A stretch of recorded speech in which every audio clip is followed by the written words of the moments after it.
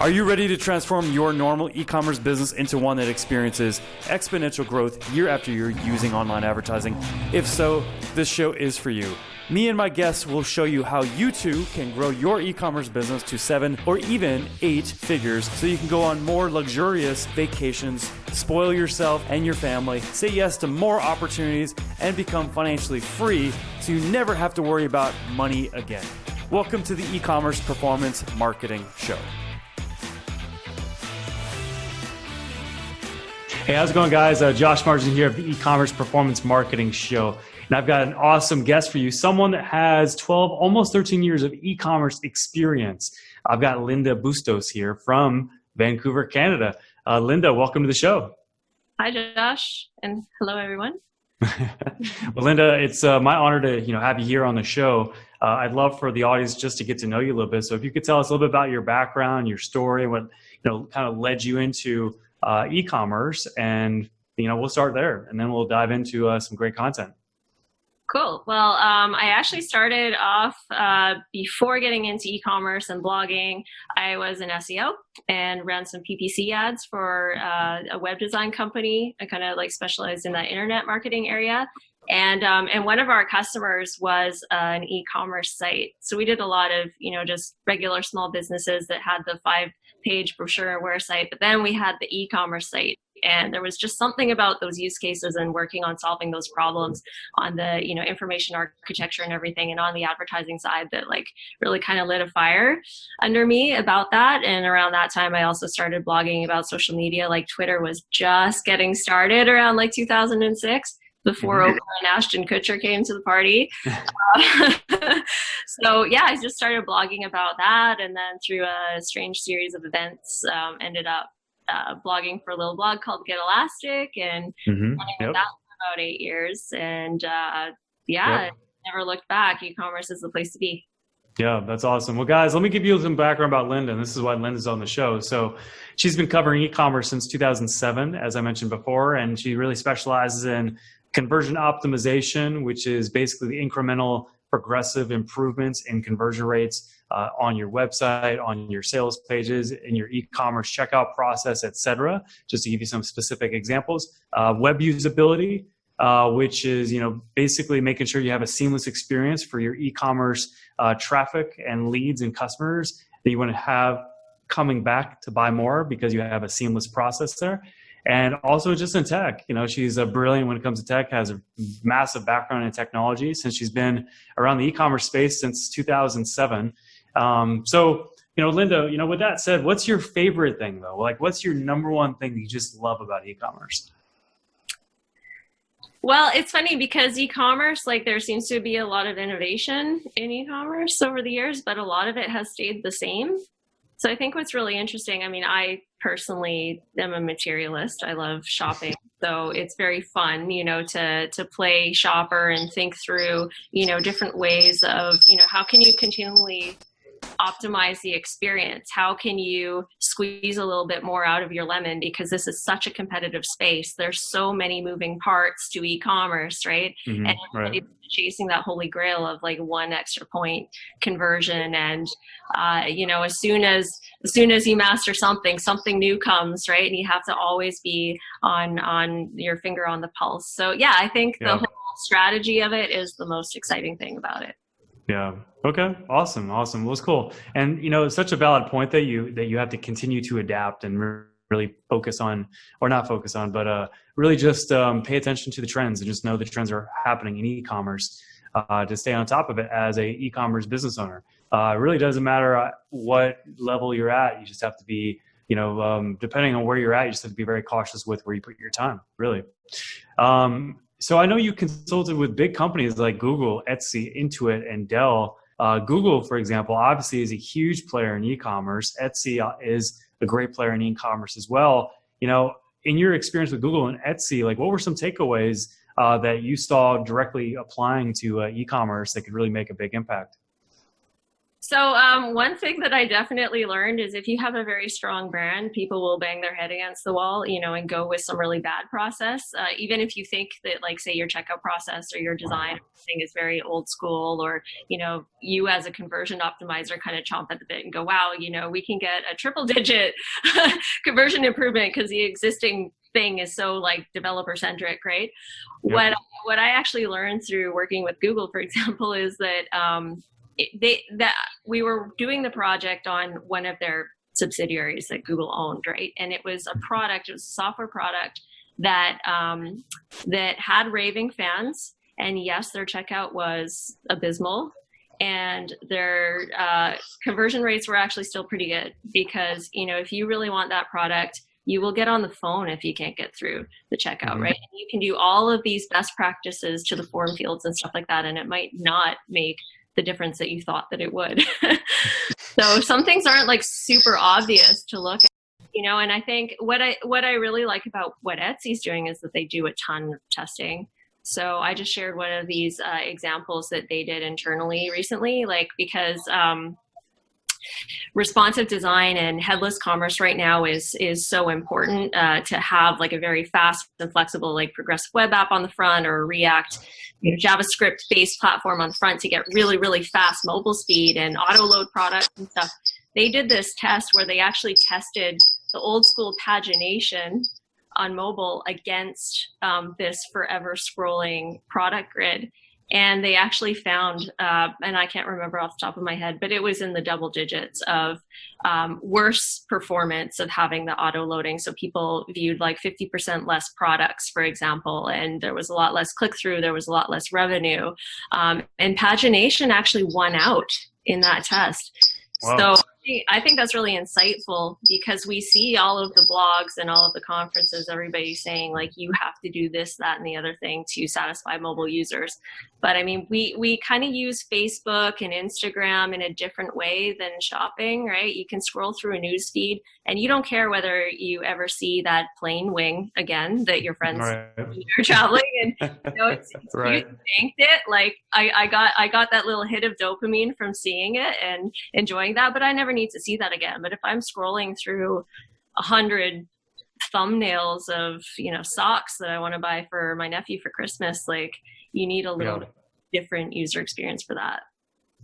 Mm-hmm. Yeah, no, for sure. That's so key, so important. So now I know that e-commerce, like this is going to attract, and this is really designed to help like e-commerce businesses that are between, let's just say, 20,000 in revenue like per month, all the way up to 7 figures around per month, ideally, right? So what are like the little hinges that swing big doors in e-commerce, in your opinion, based off your experience, that can really make an impact to those businesses? Because I know you specialize too in working with large retailers, so these companies are obviously spending a lot in ads and other investments to get traffic, and they're also seeing output on a more massive scale. So you have a lot of answers quicker because of your testing experience. So working with some of the companies you've worked with, like what would you say are like some of those like little hinges that swing big doors that e-commerce companies in that kind of range could really apply to their business? Right. Yeah, I think, I think there's kind of an advantage of being smaller, being a digitally native brand selling direct in a lot of cases, because Amazon is this 1,000-pound gorilla that's eating everybody's lunch. So sometimes you think these big retailers, right, they've got big budgets, they've got a big brand presence and stuff like that, but they're working on razor thin margins, and they're having really tough time with customer acquisition and retention. And they're losing a lot of margin to discounting strategies because customers really aren't that loyal. We like to think, hey, customer lifetime loyalty, right? A returning customer is like 80% more profitable than a new customer and all this kind of stuff. But the reality is, like, it's product and it's branding, and now today it's social media and reach, and a constant stream of new customers and raving fans who will evangelize you. That is so important, because if you're just selling a catalog full of stuff that's available other places, then you start getting into the discounting game. Right. Yeah. You actually I know you mentioned brand was super important early on, and I think that's huge, especially for smaller businesses that are up against, some of the bigger companies out there, because people buy from people more than they buy from companies. And like you said, some of these big brands like Amazon, Jeff Bezos isn't in every Amazon ad. He's not, he's not anywhere on the site. It's so he's not front and center. So you definitely have the opportunity as a small business owner to really build a relationship with the audience that you're targeting through your product, and you can do that in so many different ways. Engagement with Facebook Lives. There's different things you can do to really put your face front and center in your experience in your e-commerce store. Wouldn't you agree with that? I totally agree with that. And just anecdotally, like when I chit chat with people who run online stores, and even like friends of mine who maybe have like extremely small businesses, but they have an online presence, you'd be surprised with how the expectation is now that if you are the owner of a brand, that you should also be the face of the brand. And people almost have a sense of entitlement that, well, we want to know what you're up to personally today. How come you're not posting about yourself on Instagram? This kind of stuff. And I was chatting with my friend's girlfriend, and she was saying, like, that's not really, like, I'm not that personality type that wants to be the, the social media star. Like, I like my products. I've got a day job, this kind of thing. But there is almost like this kind of entitlement to be like, we deserve to know more about you, and we're very, very interested. Yeah. Well, I can see that. It's just, we're all very personal these days versus 20 years ago. We have social media now to connect so many people fast, versus 20 years ago, we didn't have that. So I think that is super important in the modern, e-commerce world. Just in the modern, product buying world today. I think it's evolving to be like a much more mass market social experience that anybody can really contribute to if they, really put themselves front and center and build a strong business and have an awesome offer, and they learn marketing. Mm-hmm. Anybody can really enter into the space, but it takes a lot of work to succeed. So let's just say, like, there's going back to, what we were talking about a second ago. Let's just say that we have a company that's doing, $3 million a year, right? Well, $4 million a year. Okay. And that company, they're getting obviously a lot of traffic to like a few of their top sellers out of a library of products, and they have a small library of products, maybe let's just say 10 of them, right? Mm-hmm. So, what are some things you'll look at or look for right away when you jump into a situation like that, and you're looking to, maybe make an optimization impact as early as possible? Well, that kind of goes all the way up the chain to product development, right? So there's only so much you can do when, maybe you come alongside as a consultant and like, hey, we're looking at your catalog, we're looking at your UX, maybe we're looking at some of your campaigns. But if you don't have that influence or that control on, like, maybe you have, most people do have a Pareto principle, right? An 80-20 rule of top selling products versus the rest of the long tail of your catalog, right? So right. How much influence do you have on merchandising decisions, right? Sometimes contracting the number of SKUs is actually better. It gives people an easier, more simpler way to navigate your site, kind of takes away some of that paradox of choice. Maybe you should focus on just blowing out some of the SKUs that are sitting there collecting dust and optimize merchandise turnover. And then, if you do have data, if you do have strong metrics and stories about what products are doing well, can you sell the same product? Like, is it a consumable? Can you sell that same top seller over and over? Or do you need to continually have a fresh product line that is similar? Like, how can you keep cranking out the hits? It's kind of like being a musician, right? You're going to have a few hits off of your album, and then you're going to have a B-side. What do you do with the next iteration of your product, your offering, your marketing, so that you can turn out some new hits, so something fresh? Yeah, no, absolutely. You brought up some, awesome points there, because when a company is, at that level, those are the things they should really think about, because, they look at what Steve Jobs did, back in early 2000s or late 90s. I can't remember the exact timing, but, he came back to Apple, and that's what he did. He stepped in. He said, you guys have way too many SKUs. this stuff isn't even selling. This stuff's not really profitable. Plus you're spending a lot of money on, the back end for that. Why don't we just focus on this, and this, and that's it. Cut everything else out. And that's a powerful thing to do, especially because at that level, you're going to have top sellers that are definitely going to blossom, especially if you have, a bunch of products. And so you might as well just like laser focus on scaling, which you can do very, very quickly using paid advertising and, the right strategy. Plug ARM5 formula, for example, from CDO.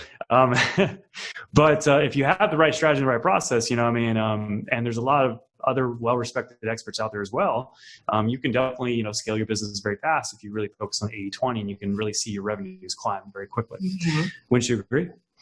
Yeah, I totally agree. And I empathize with people who in their role don't have influence over that stuff. Like sometimes you're in an organization where you're not the buying department and you have to kind of work with what you get, and you don't have the authority to mark things down or to pull those kind of levers. And then you have to get more creative with, just how you merchandise your site, maybe how you play with search rankings or category rankings and where products actually place, especially on a mobile device, right? It's kind of like Google rankings. The top page, like the first, second, third, like actually links that are presented are going to get the lion's share of clicks. And it doesn't necessarily mean those are the best or most desired products either. Like it could just be effect of the way that they're placed throughout the site. So the smaller your catalog, the less of a problem that is. But yeah, stale merchandise can kill conversion. Out of stock obviously kills conversion, and sometimes you've got a search algorithm that favors like sales history and popularity and number of hearts and all that kind of stuff, or what's in people's sales favorites or wish list, and those products are out of stock, so conversion rates just go down because of that effect. Mm-hmm. Yeah, absolutely. And if you're using, Facebook ads or Google ads, for example, and the pixel is firing conversions on the purchase more often at a faster frequency because you've gutted the products that are not selling and not producing 80% of your revenue, then that's also going to help you on the algorithm side with Facebook and Google be able to scale smoother as well. Yeah. Yeah. So now I'm going to throw back at you because this is your area, right? So I've worked with several companies where I've done kind of audits on their social ads or their Google ads and stuff like that. And I'll see some of the targeting is not done very well. They're not going back and auditing the actual strategies and the bidding strategies and, throwing a lot of money at stuff that doesn't convert. So what are some of the things that you'd recommend for optimizing that, or even going through like an audit process? How do you keep up with, stay on top of ensuring that works for customers? Sure. Okay. So just to kind of paraphrase, the challenge, the problem. So you're talking about if we've got target audiences that maybe aren't being handled properly because, you're not using bidding strategies effectively, or you're not really focusing on the audiences that are producing the best ROI. It wasn't ROI, but what was it again? Well, just, sometimes a campaign is set and forget. And there, what about handling out of stock products or shifting budget towards things that are having more ROI? Like, unfortunately, in my experience, I've just seen a lot of campaigns that kind of get outsourced and then, they're just not managed well. And then what it looks like to the CMO is that like, well, our ROI is on ads, or that can be a real detriment to growing your business. Yeah. Well, I think the first thing you have to do is you have to make sure your reporting is 100% set up so you can really truly see, granularly speaking, where the ROI is coming from, what ad, what audience, what channel, really breaking it down. And like we use, for example, Wicked Reports that gives us that from Facebook and from Google. And it's also precise. It pulls it directly from the e-commerce source and it matches it with the data from Facebook or Google, for example. So super precise. And once you know what the issue is, what the problem is, then it's a matter of just, like solving it. As far as bidding strategies, you don't have to really get into bidding strategies. You can keep it simple. You don't, especially when you're like Facebook ads today, you don't need to worry about that. That's just micromanaging, and that's just worrying about something you don't need to really worry about unless you're really, really at a super high budget. And we're talking like, just an estimate, like 100,000 plus per month. I mean, then bidding strategies, are important. Maybe probably even a little bit less than that. But for the majority of the people that I know that we're really helping with this show, you don't even need to worry about bidding strategies. So, and then, and then I think it just comes down to again, overall strategy, and again, I'm not trying to plug this, but it's just that we've noticed that when you have an entire ad account that's leveraging brand marketing and leveraging direct response marketing, and you're doing all that very well and very effectively, and you're doing it consistently, especially on the front end of your funnel, the top of the funnel with content, that it basically kind of seasons the entire account and helps the entire account get better and better and better performance. And, in my book, Facebook Advertising Trends and Strategies for E-commerce 2019 edition, all the 12 contributors, along with myself, we all kind of said similar messaging on that, you really need to approach a prospect where they're at in the marketing funnel and content first for cold people that don't know anything about you. The challenge is obviously getting buy-in, because you're spending money on content, which doesn't necessarily lead to ROI. But if you look at the entire picture, the entire account, as opposed to like an ad campaign on awareness promoting content, then you see the big picture and you see the ROI. Mm-hmm. Totally. Yeah. And I think for merchandising teams too, right? Like when there's so much going on, so there's ads, there's email, there's Google and Facebook, there's social campaigns, it can kind of get fragmented to where, Right. making sure that the website strategies and the merchandising strategies and all that kind of stuff, because if you're a directory of e-commerce, you're comped on growth, right? You're comped on certain metrics, which can kind of fall into many different buckets. And so the question always is, what's that next thing that we do? But, sometimes making a change on the website can impact these other campaigns, right? Especially like you're doing an A/B test, you're outsourcing to an agency that is ninja at doing A/B tests, and then your merchandising team decides, hey, we're short on our quarter.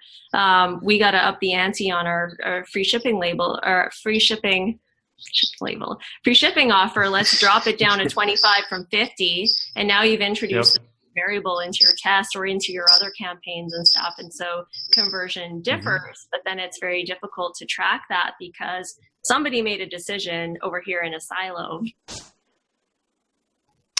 Yeah, well, and that is communication, teamwork, getting on the same page, right? Making sure everybody's consistent with each other, right? I mean, is that the challenge? Yeah, and that people kind of understand how these things work, right? Because you might be responsible for a certain thing in your role, right? And different teams are composed in different ways.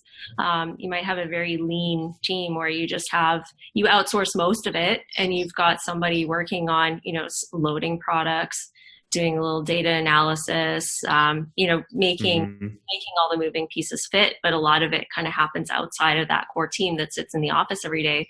And that's kind of where sometimes there can be a little disconnect. Yeah, absolutely. I mean, I think that, with that, that's why as an e-commerce business owner, just, you need to either commit to building your own marketing team and to accelerate the learning curve there. You invest in certifications, you invest in coaches, you invest in groups. I've done that. I've spent hundreds of thousands of dollars on different things like that over the 6.5 years I've been doing this as of this recording. And for my type of business, it makes an impact. For e-commerce businesses, it makes an impact. Or you just need to commit to investing in building a relationship, like really building a relationship. And I don't mean just hiring freelancers and trying to cobble together a bunch of people and stuff like that, but building a relationship with like an agency that specializes in e-commerce and specializes in helping companies like yours grow. And you just need to like build a relationship with that company and have them be your marketing team when it comes to the stuff that we're talking about. Mm-hmm. And like having everybody just be as literate as possible to be to understand other people and other people's functions and roles and activities. Right. We just need to all understand the what and the why. We don't have to know the how, but just understanding, how all these moving pieces fit together and how that might impact what you're doing as employee X doing XYZ every single day may have impact on other areas of the growth strategy. Mm-hmm. Yeah, for sure. Well, cool. Well, I want to be respectful of your time, Linda. I truly do appreciate and honor that you've been on the show today. But I definitely want to make sure that e-commerce businesses watching this can follow up on it, learn more from you, get to know you, possibly talk to your company too, So guys, Linda has a phenomenal company where she's, consulted with Google, Etsy, Intuit, and Dell with her experience. And now she's doing where she's working with retailers, large and small. So feel free to reach out to, Linda at Adjacent. She's got a great company over there as well, and she does consulting work, so she can really help you from a consulting and coaching perspective, really help you get better results in your e-commerce business on all the things that we were talking about, especially conversion optimization, web usability, and these are simply little hinges that swing big doors. So, pretty awesome investment that you could potentially make here with Linda's help. So Linda, how can people reach out to you and how can they learn more about you? Well, I've got a little blog called E-commerce Illustrated, which is, kind of from homepage through checkout, kind of tips and tricks for optimizing your experience. And I'm blogging on a little blog called Get Elastic right now, so you can follow us there and hit me up on LinkedIn if you want to get connected. I'm very happy to connect with people one-on-one. Awesome. Well, Linda, thank you so much for being on the show. Truly appreciate it, guys. I know you guys enjoyed, learning from Linda today. So definitely follow her, go to those websites and follow her career. She's going to do great things. Thanks, Linda, for being on the show. I appreciate it. Thanks, Josh. Hey, how's it going, guys? Josh Marsden here, host of the E-commerce Performance Marketing Show. So on February 18th and the 19th, I'm going to be showing 30 business owners how they can scale their ad performance by using our ARM5 formula. Now, this formula has yielded successes such as a 1,524% ROI using Facebook ads over 6 months. It's done a $330,000 sales period for Black Friday 2019. It's even seen a $93,000 sales day for one of our clients. It's an awesome strategy and process that I'm going to be revealing exclusively to 30 business owners here in sunny Scottsdale, Arizona, where I'm located. So if you'd like to be a part of this event, then go ahead and click on the link below or swipe up, find out more before it's too late, because again, this is limited to 30 business owners. And I'm looking for action takers that are hungry for success. They're willing to put the work in and want to learn our ARM5 formula, so this way they can use online advertising effectively, successfully, and also at scale. So click below or swipe up, find out more about the ARM5 formula intensive happening February 18th and the 19th here in sunny Scottsdale, Arizona. Thank you for tuning into the E-commerce Performance Marketing Show. If you enjoyed this episode, be sure to subscribe, like, and comment with a timestamp of your favorite part and share it with a friend. Until our next episode, here's to you and the success of your e-commerce business.